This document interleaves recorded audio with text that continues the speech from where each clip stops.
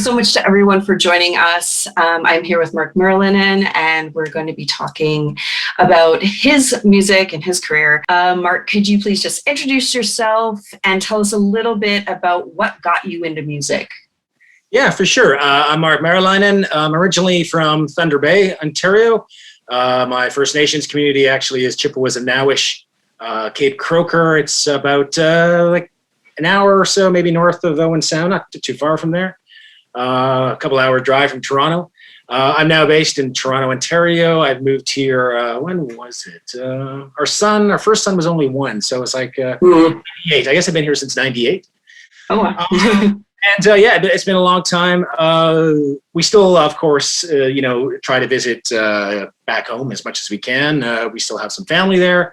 My wife's originally from up north as well, so we try to visit her family as well. And we just like going to the north. It's fresh air, clean air, right? Nice. Lakes, right? You can't swim in any lakes here. Yeah. Although lately I've been seeing people swimming down at Ontario Place. I guess they're the cold water swimmers. I'm not into that. But if you're into swimming with three-eyed fish, then yeah. That's right. A friend of mine does that. She's really into cold lake sort of swimming.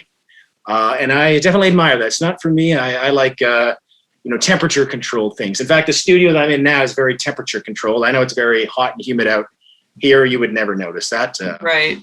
But yeah, sort of getting back to your question, I digress. So yeah, I started in music probably when I was around high school, maybe around 15, 16. Back in those days, growing up as an awkward teen, if you aren't into anything cool or you don't play sports, well, you got to find, something else to kind of fit in or, attract, that someone that you're interested in or whatever your goals are. So I picked up the guitar. I mainly had some free time, and I've always wanted to learn how to play instruments. I had taken band instruments like in elementary school. You learn the recorder, I think, in grade 5, and then grade 6, 7, 8, you do band. So right. I played the tuba. So I could read bass clef. And in fact, before I even started playing guitar, I was actually a bass player because I could read bass clef. And these guys doing I think they were doing like a Beatles tribute band, like they're trying to do some talent show. Right. That guy knows how to read bass clef. Paul McCartney. Fired. So that kind of got the performing bug in me too. We did like a couple of shows.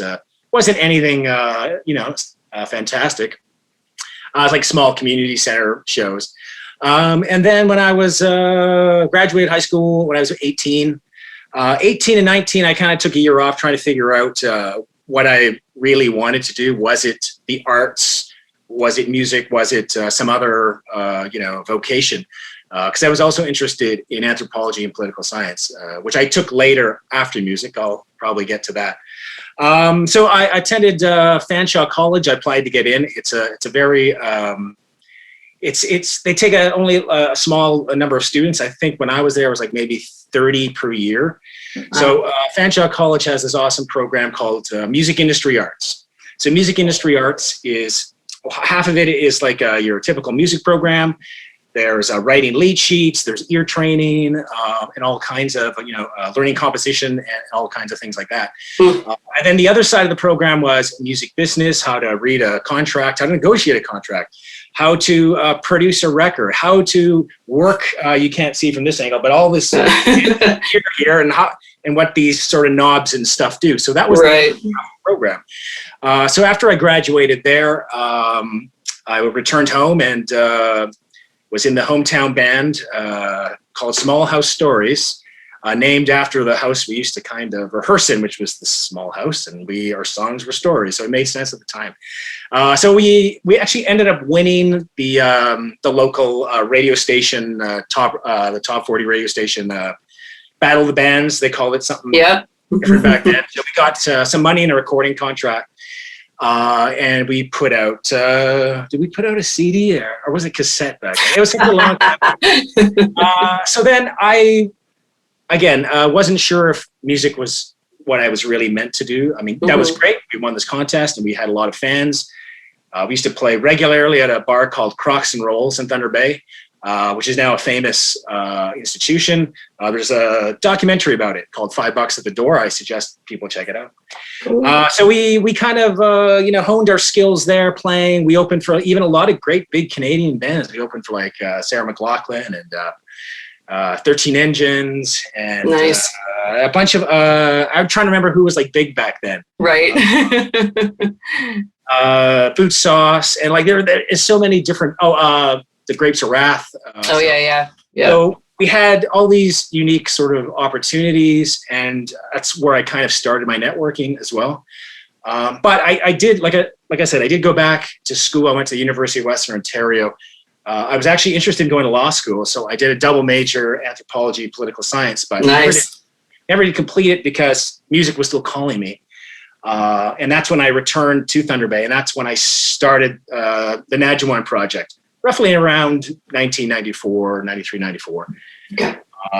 And we, again, played around the local communities, and eventually, we saved enough money to do the first CD, which was titled Brother, which went on to bigger and better things. And that kind of sparked my career from there, and I've never really looked back.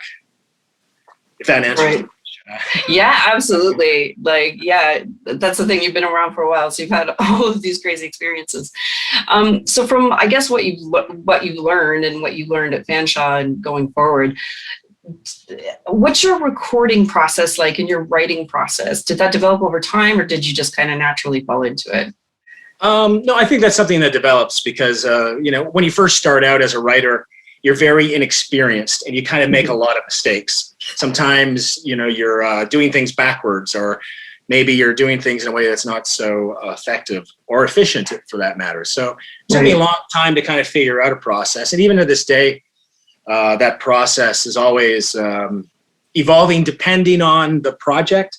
For example, with COVID, it was very hard to get everyone together to record this new record because it was just impossible. Yeah. Rehearsal places were closed. Other major big studios were closed. But luckily, we all run commercial studios. So we were able to kind of record remotely. And that process was, the process started off the same as my other records, where I'll start writing a song. Lately, I've been writing songs on piano. Okay. Everything's sort of linear. Yeah. See where the notes fall, and then it's easier to figure out harmonies.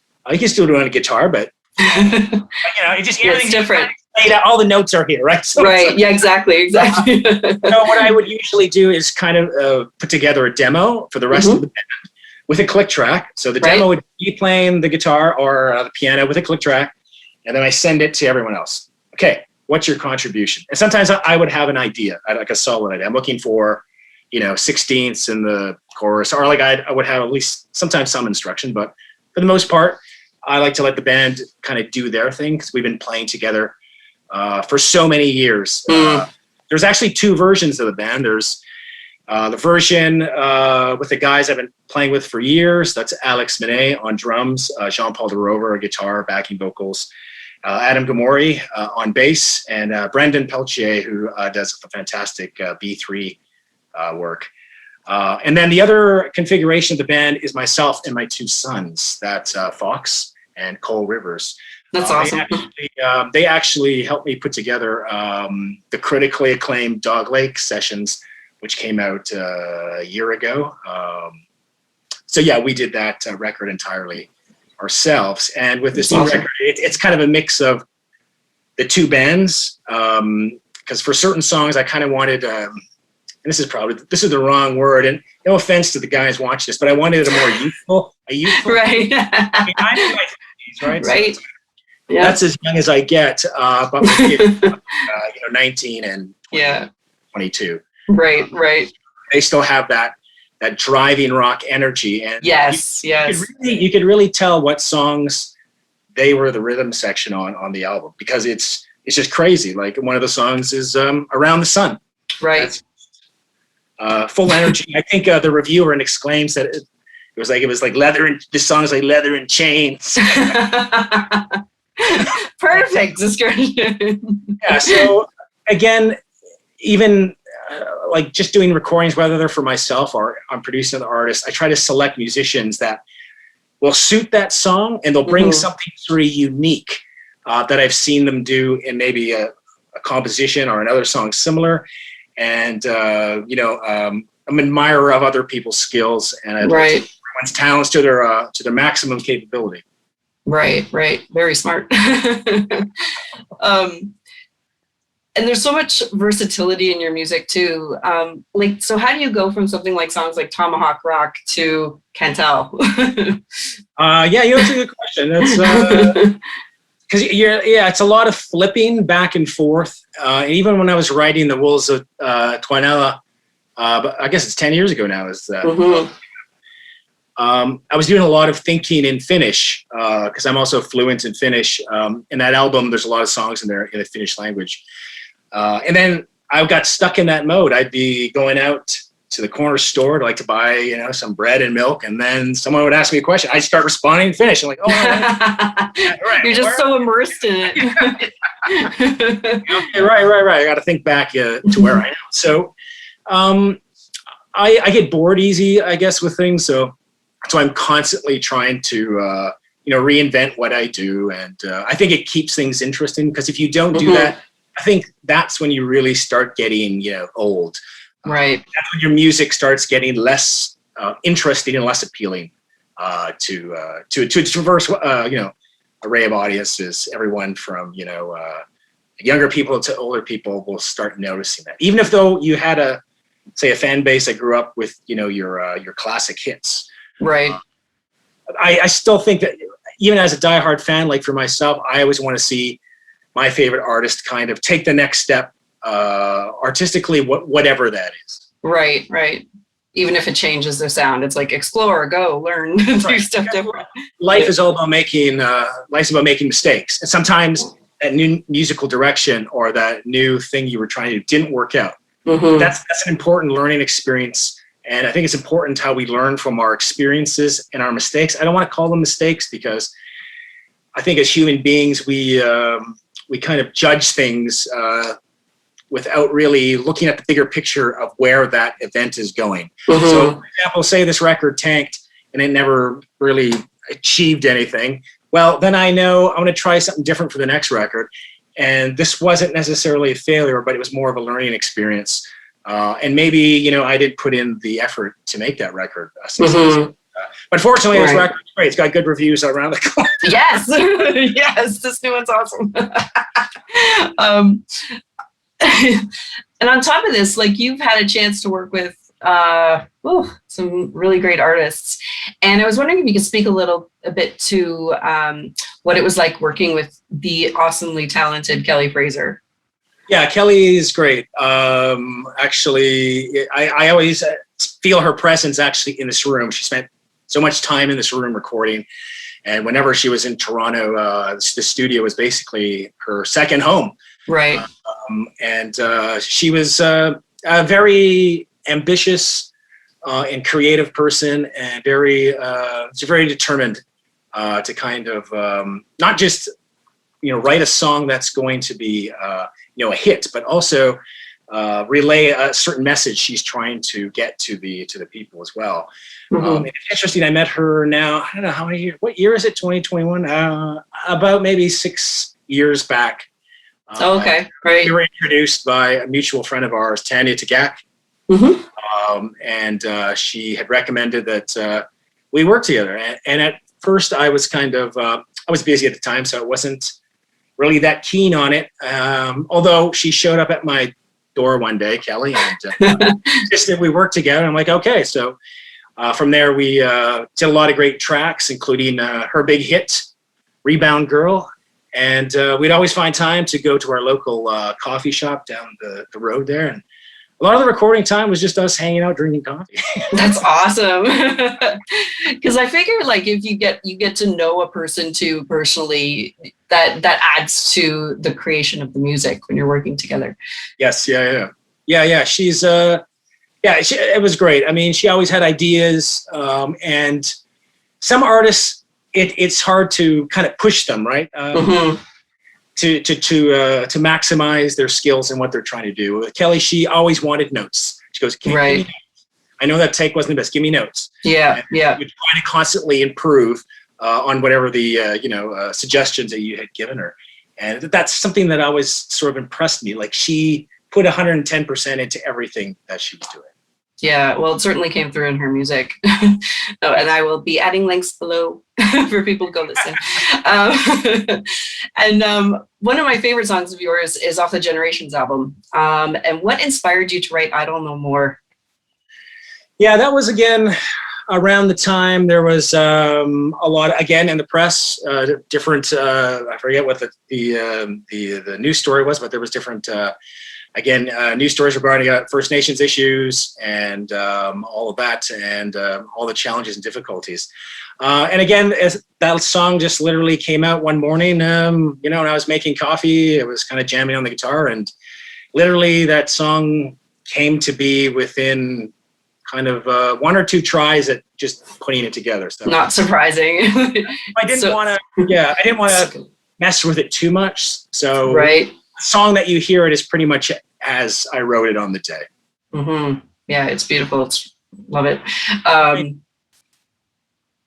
I really, we can get to your most recent project now, Star Nation. I was super anticipating this album, obviously being a fellow space geek. And then I heard the music and I was just like, I can't handle this. It's just so good. And there's just so many dynamics and amazing melodies. So what made you come up with the concept for this album in its entirety? Right. Well, again, we were, I think the lockdown had just started. Here in Toronto, we had many, long stay-at-home orders. And it was right around the time I was going to record a new record anyways. It was time to put out another full-length album. So again, I wanted to do something different and very creative. And at the time during the lockdown, I was watching a lot of TV. I think we all were watching Netflix and old movies. Yeah. And I stumbled across, do you remember the old science fiction film, Flash Gordon? It came out. Oh gosh, yeah. In the early 80s, like 81, I think it was. Queen did the soundtrack. Yes. That was the inspiration. Oh, really cool. Okay. Yeah, I think I was maybe smoking a doobie, and then I saw it. Hey, I should do a space rock. This would be so cool. Yeah. So then I kind of started working on it. Like the next day, I kind of had song one, and then did a demo, and then next week had song two, did a demo. Within about a few weeks, I had written the whole record. And how the record appears in that order is the order how I wrote it. Okay. 1 through 10. The first record that I did actually in order. And If you have the vinyl version, and you get the full experience, because on the vinyl version, there is no stops and breaks. Okay. Modify the digital version, of course. Yeah. No crossfades, but if you have the vinyl, all the songs crossfade into each other. Cool. There's no stops. It's a continuous sort of flow of energy, like the universe. Right. So I decided to continue with that. So after I finished, I was getting close to writing the entire record, and I had consulted with my mother, Hilda Najuan, who I actually drove up and saw her during the summer. She had a lot of traditional stories and information about the Star people. That's very important, people in First Nations culture that came to kind of help us along the way and kind of make sure we're on the right path of our future. And that's sort of the message in the album too. Right. So this record is it's a new creative fictional narrative. I'm not really rehashing any traditional stories. I kind of wanted to do my own take on it. Yeah. So when we got close to finishing recording and writing, I decided, well, we need some videos. So because we had all this downtime and we couldn't bring in outside crews or go to outside facilities, as you can see, I have a green screen set up. Yes. This was up this past weekend because we're doing a pre-taping for the Yes. So All right. I'm just too late. I'll take it down later. Anyways, so we started kind of coming up with storyboards and ideas for videos. We didn't know how to do anything. I bought a copy of Final Cut Pro and I started doing some reading and watching some videos on how to make videos because I don't know anything about editing. I don't know anything about green screen. So we learned a lot about how to use green screen and how to build models. Actually, we have one of the spaceship models here. Oh, I want to see. So yeah, we built our own models, and this is one of the spaceships. Oh, okay, yeah. It's roughly about that. That's so cool. Yeah. In there, so we can put someone in the cockpit. Right.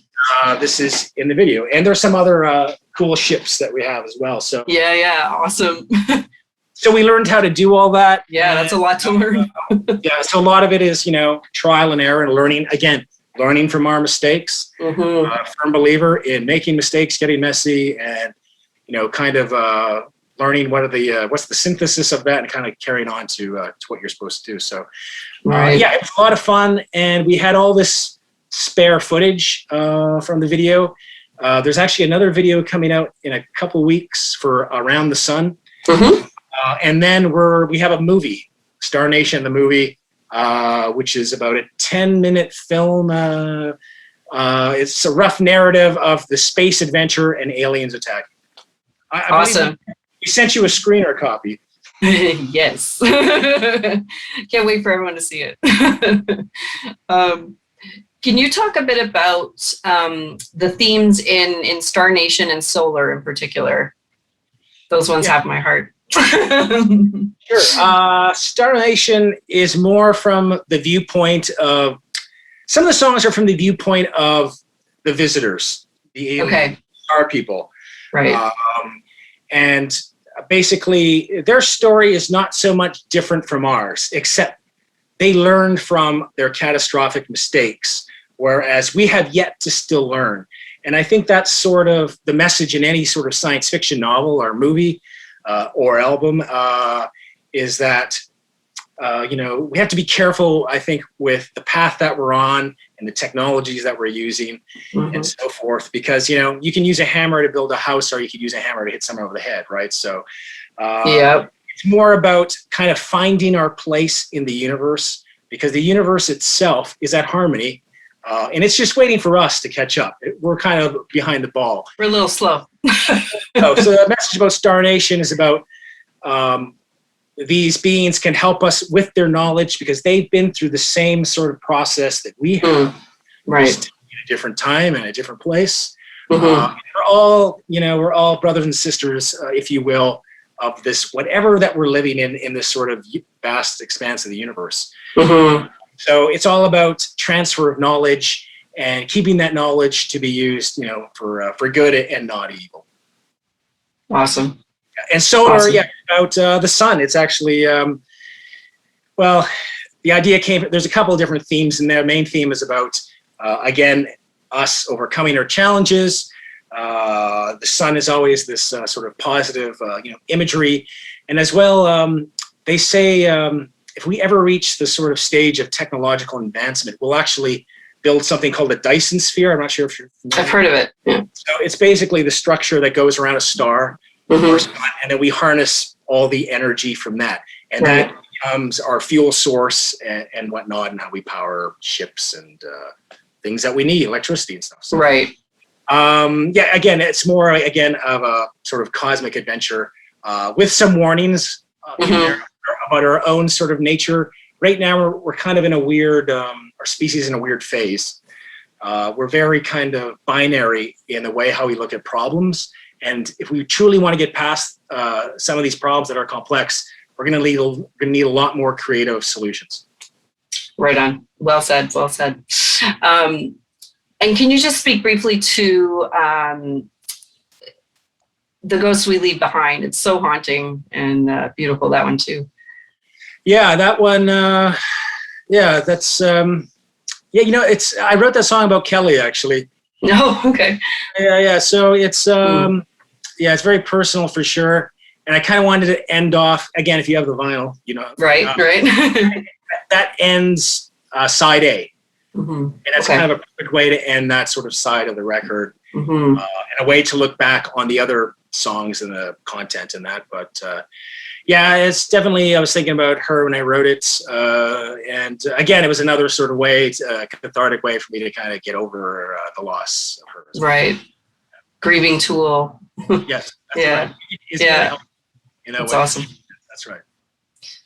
So what would you tell, what would be your advice to give to anyone kind of starting out in the music industry who, it's a crazy time, I think, to be starting now, you know, as opposed to, you know, 20 years ago. It's just so much has changed. Yeah. What advice do you have? Don't get in the music. Don't do it. Yeah, we already have too many people. We're done. But seriously, the challenges of today are different from the challenges of yesterday. For example, when I was first starting out, there was no internet in any meaningful way how we use it today. Right. Back when I was in, you know, my early 20s, like 22, 23, looking to book a national tour, well, there was no online directory. There was no internet. Just Hotmail accounts. So actually, this was even pre-Hotmail. Pre-email. Like email didn't really start going until about 95 or 95, 96. Yeah. So I was still a few years, you know, not there yet. So what we would have to do is go to the library, and in the library, in the reference section, they have phone books of every city in Canada. So part of your thing is reading trade magazines and kind of talking to people where they played. And then you go get that phone book. It's like, hey, I need to find out the contact for the bar in Winnipeg. And then you would call the guy the old-fashioned way. Then you'd also have to mail the guy an EPK. Right. Sorry, a press kit, not even EPK. Not even EPK yet. EPK didn't exist yet, right? So that would cost a lot of money because you had to send the CD, which cost you money. You had to have all this paper, an 8x10 photo. So you're probably spending $15-20 just to manufacture this press kit. And then you're spending another $5-10, depending where it's going, on mailing it out. So think about doing that for 100 times. For radio, like campus radio, gigs. So it was very expensive. And also to do CD manufacturing back then, there was a minimum order. I want to say it was 500, and that was at least $2,000. So these days, let's go forward to today's times. We have the internet. We don't rely on CDs. We got Spotify. You don't have to send EPKs out. Press kits. We send EPKs instead. Right. There's a lot of saving of time and money on today's artists. So today's artist has it in some ways a lot easier. Also, you buy a Macintosh computer, comes with GarageBand. Excuse me. Yeah. Everyone now has a recording studio at home. Right. Not a good studio, or maybe they don't understand the fundamentals of recording sound and such, because it is somewhat of a science and an art. But you can at least get started. So that's a whole bunch of steps that I never had at that age. However, here's the downside. The downside is, yes, everybody can do it. Where when I was doing it, not everyone can do it. Right. I had some advantages because I went to a recording program. I know how to use the gear. I won money and I got a recording contract when I was 20 years old. Yeah. So I had certain, I think stepping stones that kind of set me on the path where I am today. But today it's very difficult because you're competing with everyone, not just people that are good. You're also competing with people that are bad and mediocre. Right. Like I don't mean to say this in a way to put anyone down. That's not my intent. But there's a lot of musicians out there, I think, that get into it for the wrong reasons. It's more of a social thing or a look, and they don't really spend time developing their songwriting skills or even their playing skills. You can tell by their performances. I think some people just kind of want to be in the scene for whatever reason. Yeah, it's like you said before, the continual learning is what gives you that more creative flow and the different stuff that you can keep putting out. You know, the more you're learning, the more you're growing and changing as an artist. Exactly. It's important. Exactly. Yeah. Exactly. So today's artists, I think they have a lot more competition. I forget who said it. I was on music industry panel. This was a couple of years ago, but someone said today's musical landscape is like walking into a library with the lights closed and trying to find the book you want to read. Because you're inundated with. It's a good description. Yeah, so there's just so much stuff out there, and as a radio programmer, that's got to be difficult as well, because a lot of the programmers I talk to, they might have maybe just a couple open spots on their playlist, yet they have literally 300 submissions. Yeah. So how do you sift through it? Exactly. So what some of them are doing now is looking at your social media, they're looking at your Spotify numbers to try to make some sort of decision as to who gets those precious playlist spots. Right. Again, depending on the public health situation and stuff, but I think September, October, I think by October, we're going to be starting the next round of recording sessions for my album. Next album will come out like next year in 2022. Right. Like to stay sort of ahead of the game. We have just so many other things going on. It's hard to schedule everyone together. So the next project we're going to be recording at Grant Avenue studio in Hamilton. Used to belong to Daniel Lanois. Actually, Daniel Lanois is my neighbor. He's just down the street. Oh, right on. He actually hangs out at his place sometimes. There's a connection there. His roommate's mother is his assistant or something. Anyways, okay. He's been there, and so he actually, I occasionally see him around the neighborhood walking around. That's cool. We're not best friends. Right. Let him, drink his coffee. And let him do his thing. Yeah. So we're recording at Grant Avenue, and that'll be with the full original touring band with Jean-Paul and Alex, Adam, and Brendan on keys. And that'll be engineered and produced by Ron Skinner, who's done a lot of great work on my past releases. So that's awesome. In the fall. In the fall. Awesome. Awesome. Thanks so much, Marc, for your time. It was really awesome to talk to you.